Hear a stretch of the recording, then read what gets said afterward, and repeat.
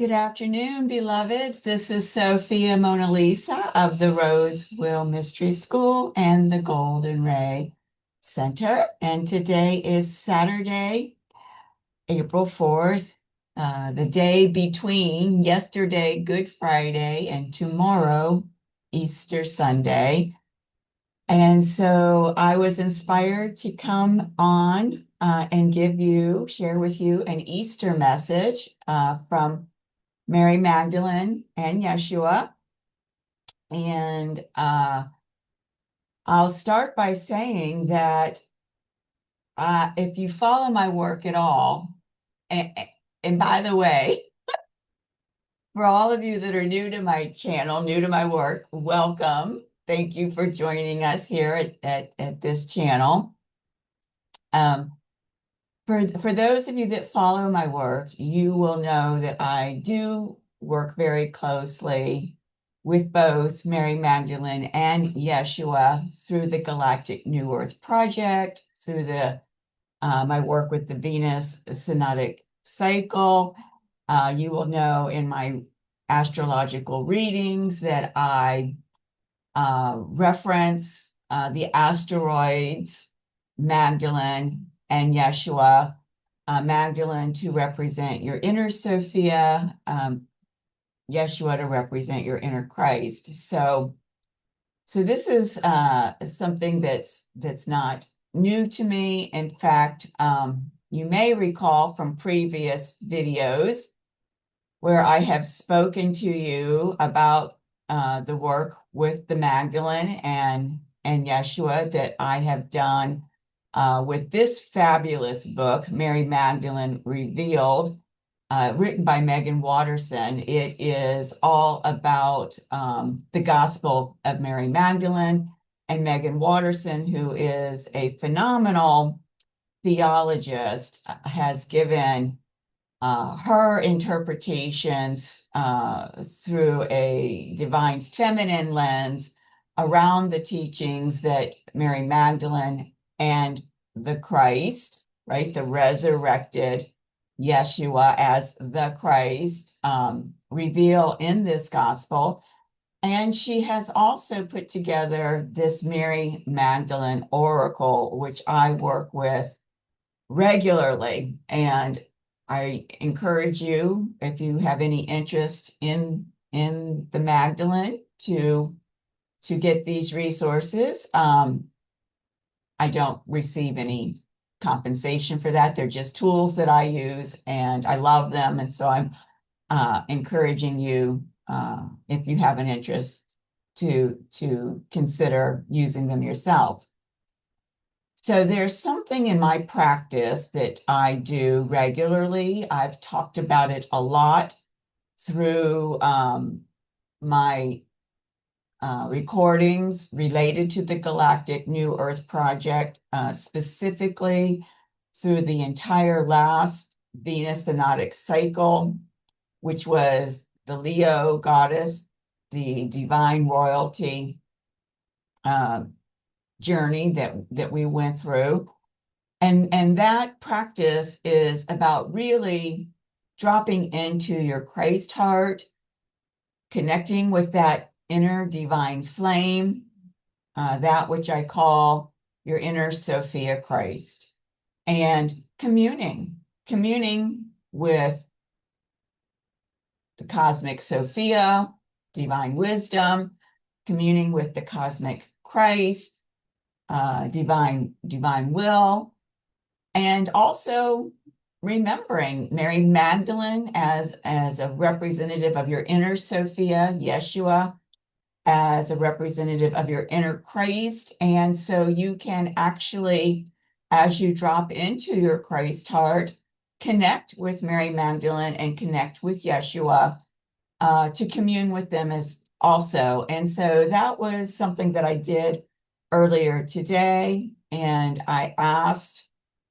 both Mary Magdalene and Yeshua to share with me an Easter message. And I did receive an Easter message from each of them for myself.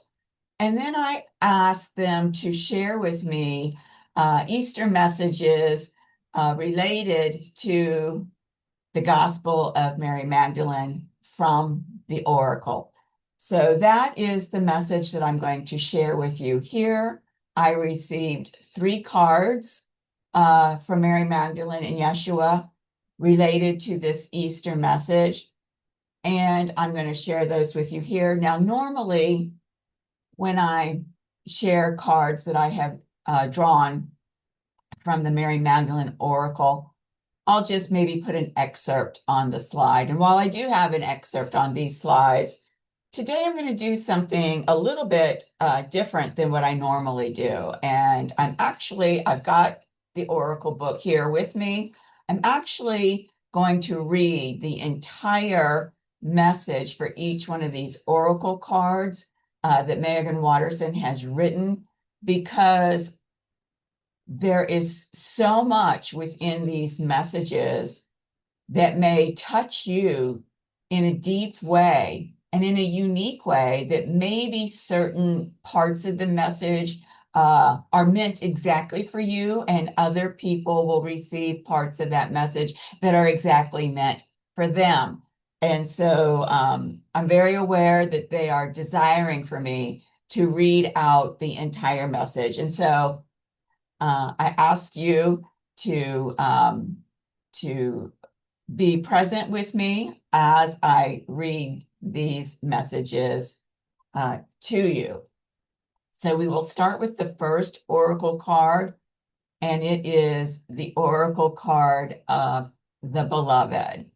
And I have to tell you that when this card came as the first card, I just, I have this frequent experience of what I call bhakti tears. It's that the devotion that I feel for the I Am Presence, for Sophia Christ, for Mary Magdalene and Yeshua is so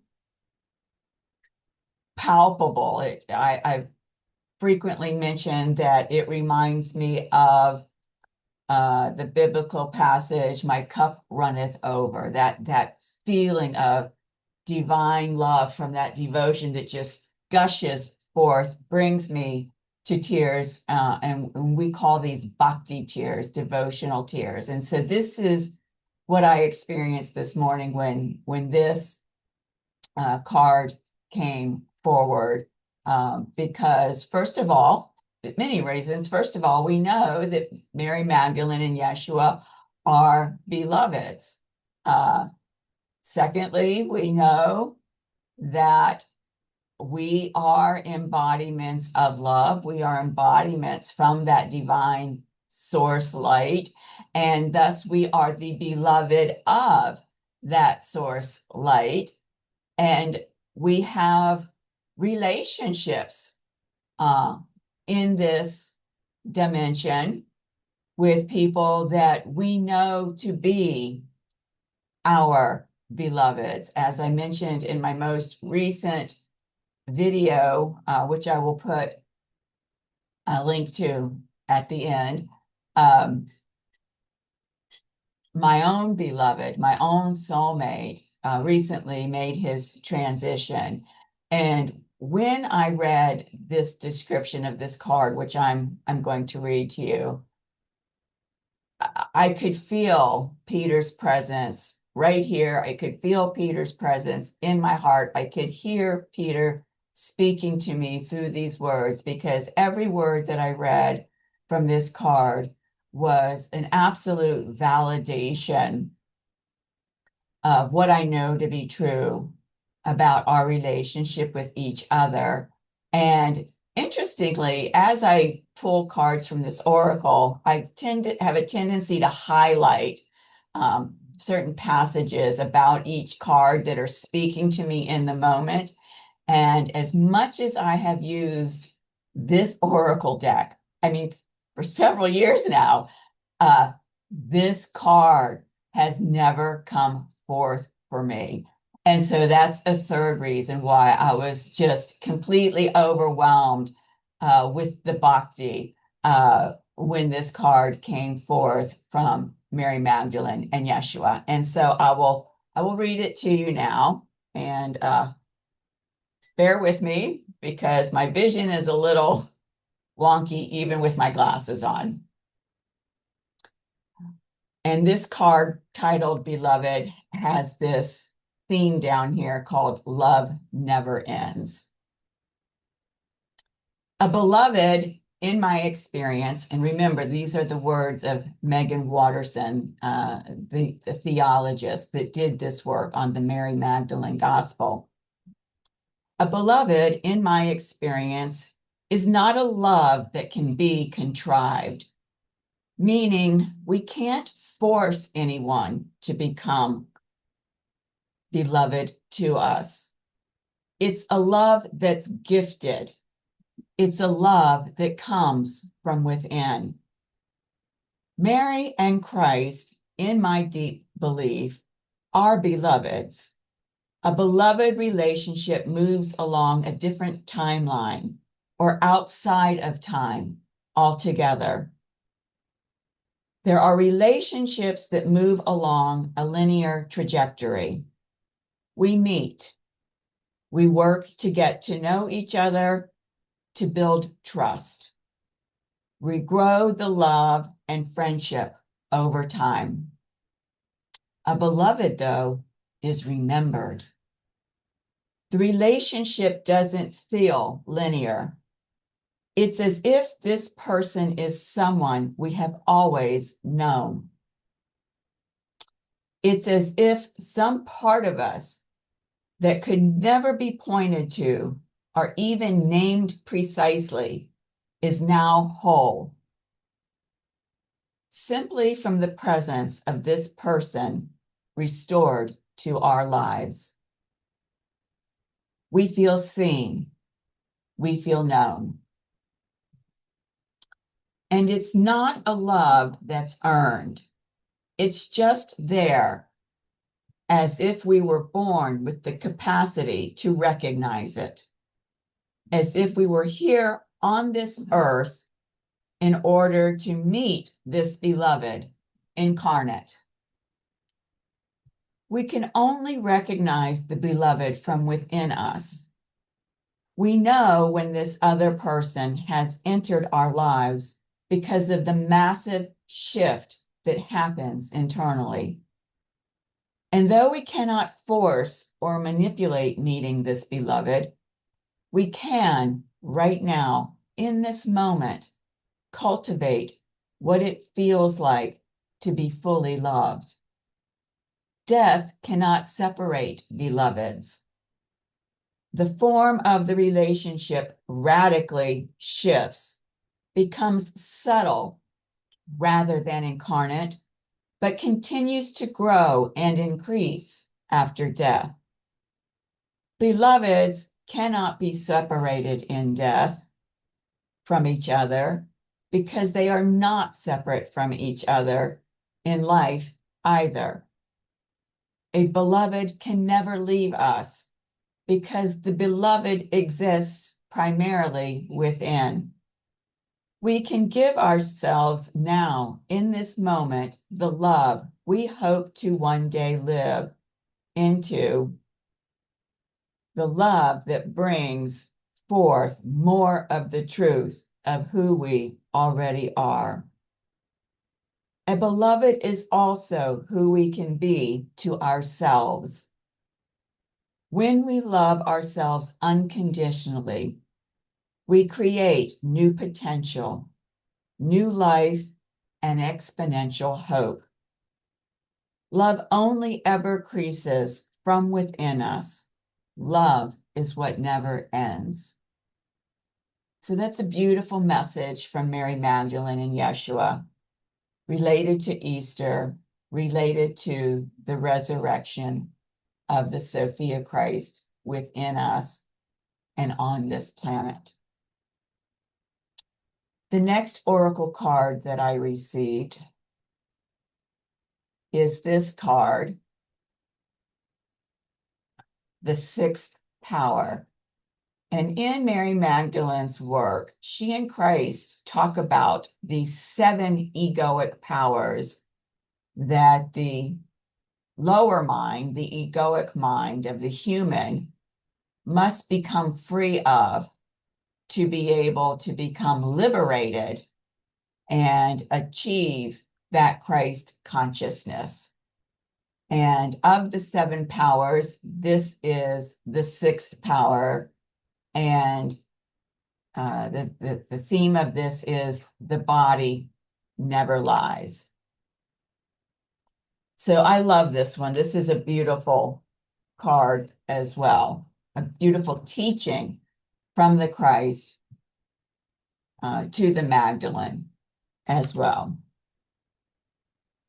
The body, if we know how to listen, has ancient wisdom that extends back far beyond our own individual lives, as if the life lessons of our ancestors are encoded in the blood, a mystery woven into the molecules of light that we each are, an ever-evolving hope that we can keep moving forward with the story of what it means to be human. The body never lies.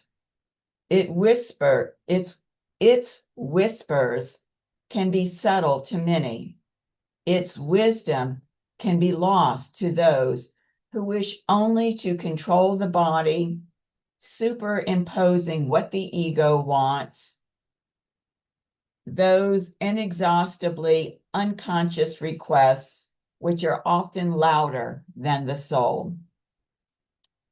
We often feel convinced that it's safer to just keep doing what we've always done. What's in motion wants to stay in motion, whether it's drinking a lot, working out too much, or constantly sitting on the couch, binge watching TV. This is the power that centuries later is referred to as sloth. It's a fear, I think, of having a living, breathing, moment-to-moment relationship with the body.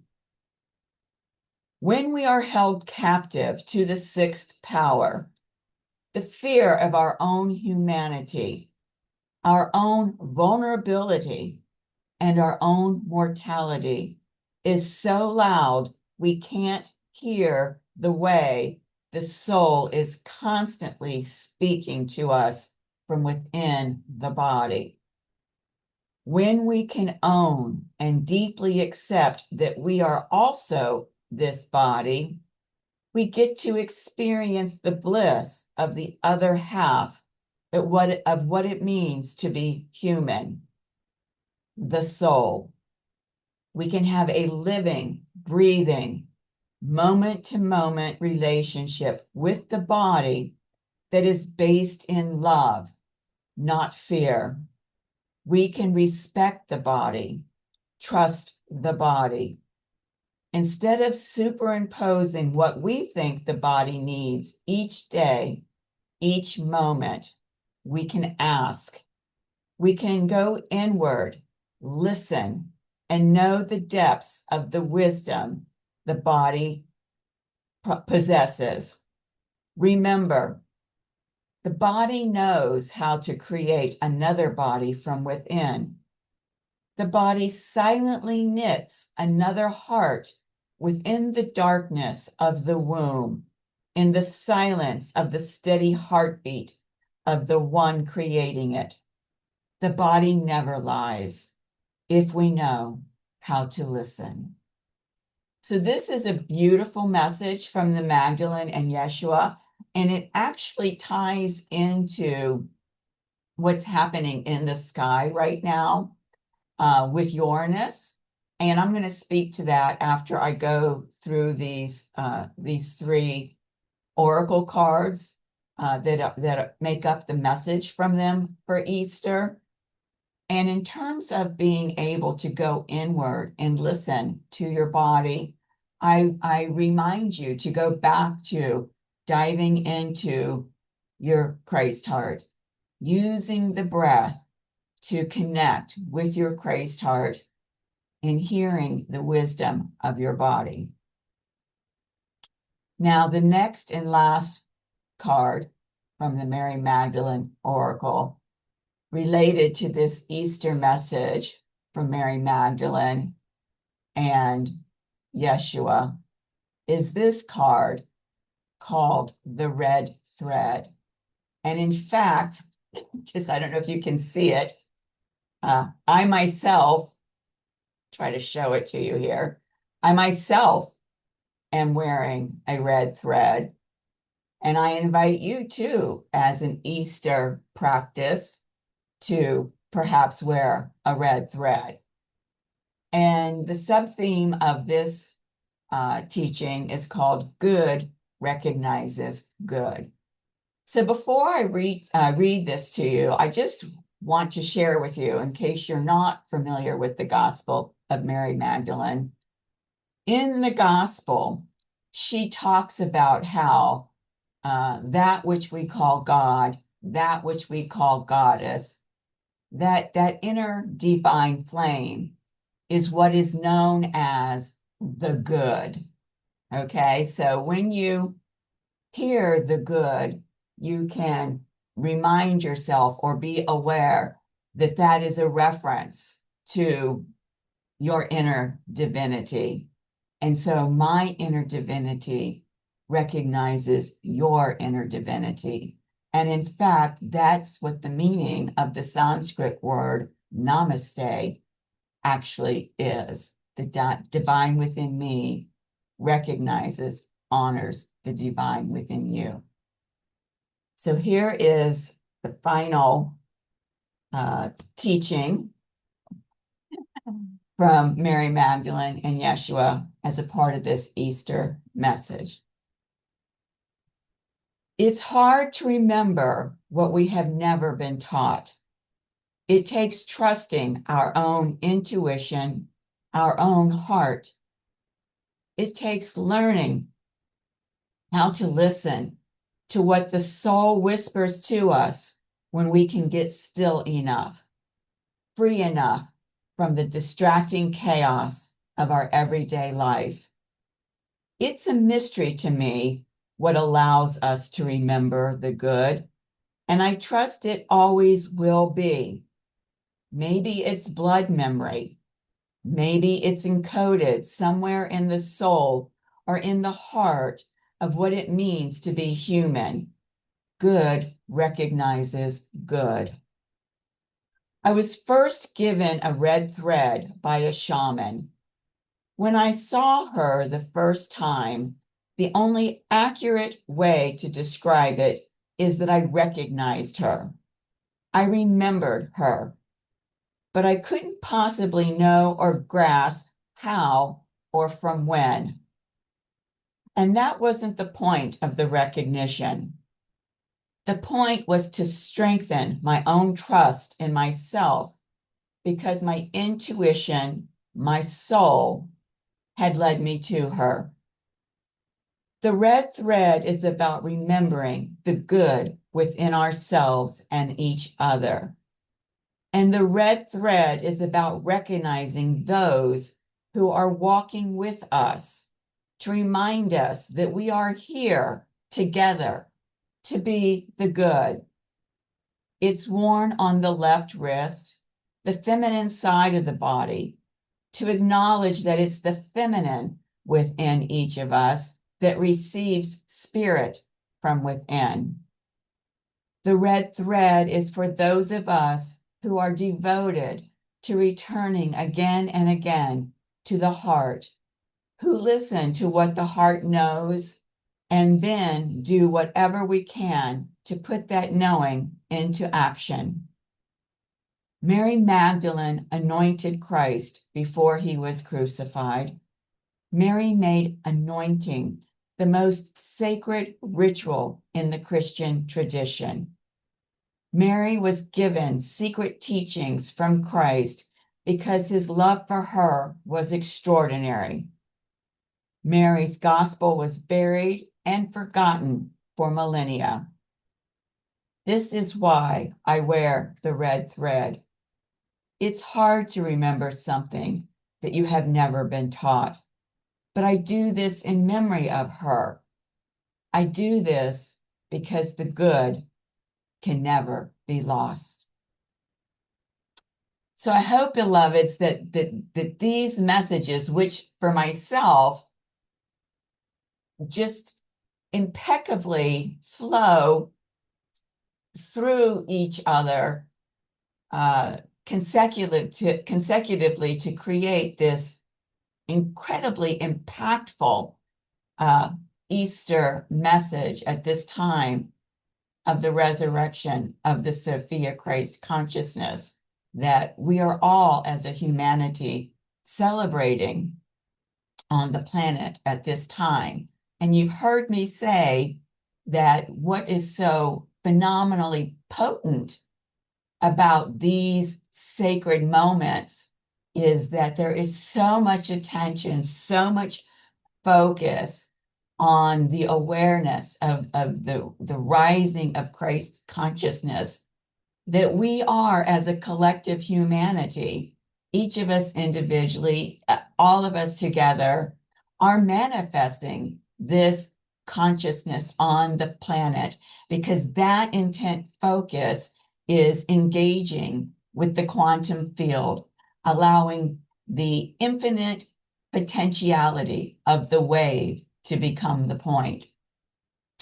And so let me talk to you real quickly about how you yourself can dive into your Christ heart and connect with your inner divine light, your inner divine being, your inner Sophia Christ, and connect with Mary Magdalene, connect with Yeshua. Now, everybody has their own practice, and I honor whatever practice it is that you use. And if you're desiring to be aware of a practice that you can start with, when I drop into my Christ heart, the phrases, the mantras that I speak, the power of the spoken word that I speak out loud as I am connected within to my light, are these words: I am one with the presence of Mary Magdalene. I am one with the presence of Yeshua. And for me, when I speak these spells into this reality, it's instantaneous. I can instantaneously feel the presence of Mary Magdalene and our oneness. I can instantaneously feel the presence of Yeshua and our oneness. So this is a practice that you too can begin with if you're desiring to connect and receive a message for yourself, or any practice that you already have that feels good for you. The other thing that ties back to the first oracle card, Beloved, is a message that I received from Sophia about a year ago, maybe more. And the message that came through as I was connected to my Christ heart was this: I am love. I am loved. I am the beloved. And so that's another kind of mantra that you can speak to use the power of your spoken word to connect with that and to manifest that. So let me take you now to this chart that I shared with you in my last video. It was the chart for the full moon in Libra that happened just this past Wednesday on April 1st.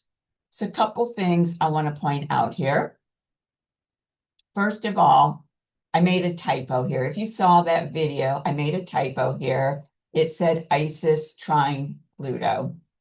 And when I was watching the playback, I caught it. you can see here that Isis is in Cancer and that Pluto is in Aquarius. And so from Cancer to Aquarius, that is an inconjunct. That is not a trine. I will apologize for this and let you know, and I've mentioned this before, I'm an Aspie. I'm one of those unique neurodivergent beings that came in. So I on the autism spectrum, and so I have a tendency to have a challenge finding words, because my mind is like so out in a frequency where I'm having a challenge connecting to the language of this external reality on occasion. And also, I have a tendency to be like dyslexic with my words. And so even though in my mind I am thinking certain words, sometimes they come out reversed, or a different word will come out instead. And I hear that from time to time in my videos. My perfectionist Capricorn sun cringes when I hear that, but it's been a part of my spiritual practice to let go of that and just allow it to be. And so when I saw this, I was completely aware that if you look at the chart, even though I know Isis is in Cancer and conjunct to Pluto down here in Aquarius, just by looking at the chart, it appeared to my eye, which created kind of an interference that Isis was here in Gemini, which, you know, Gemini to Aquarius is a trine. So first of all, I want to apologize for that, let you know about that correction. If you do watch that video, which I will link below or at the end in the notes, I did put that correction there as well. So just keep that in mind when you watch that video. But going back to the Easter message from Mary Magdalene and Yeshua, related to that second oracle card, the sixth power, the body never lies, the wisdom of the body. Let me show you here. On April 1st, you'll see here that Uranus was at 28 degrees, 49 minutes of Taurus. We round that up to 29. You'll remember that 29 is that phenomenal critical point of mastery. Uranus has been going through Taurus for some time. What's really super spectacular is that after the new moon this month on April 17th, Uranus will then move from Taurus into Gemini.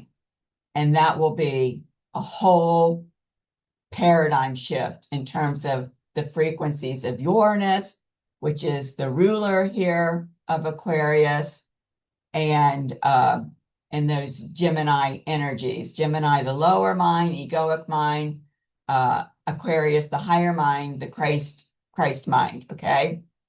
Right now, Uranus is in Taurus, and Taurus is all about embodiment, right? Embodiment in these beautiful physical sacred temples.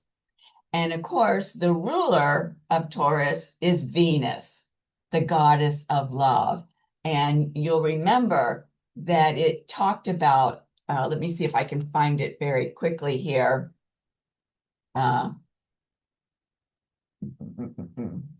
Hold on.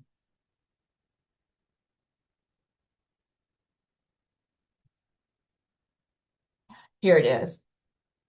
We can have a living, breathing, moment-to-moment relationship with the body that is based in love. And that, my beloveds, is what this whole Uranus in Taurus has been about, how we can be embodied and have this radical breakthrough in our relationship between our higher self and our lower self, our soul and our human self, in terms of loving this body. So I wanted to bring that into your awareness because we do see it here on the chart. And because Uranus is at that 29 degrees, going to be going into Gemini, I think around the 26th or 27th of this month.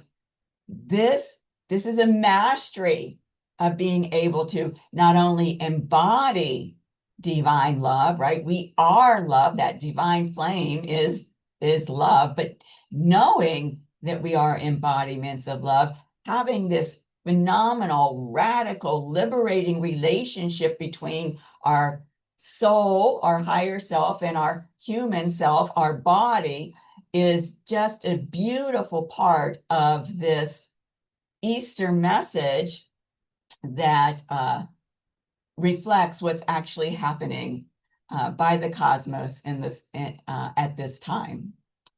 And so I want to thank you for sticking with me. I hope that this Easter message from Mary Magdalene and Yeshua has touched your heart in the way that it has touched mine. And however it is that you celebrate Easter, I honor that for you. I am happy for you.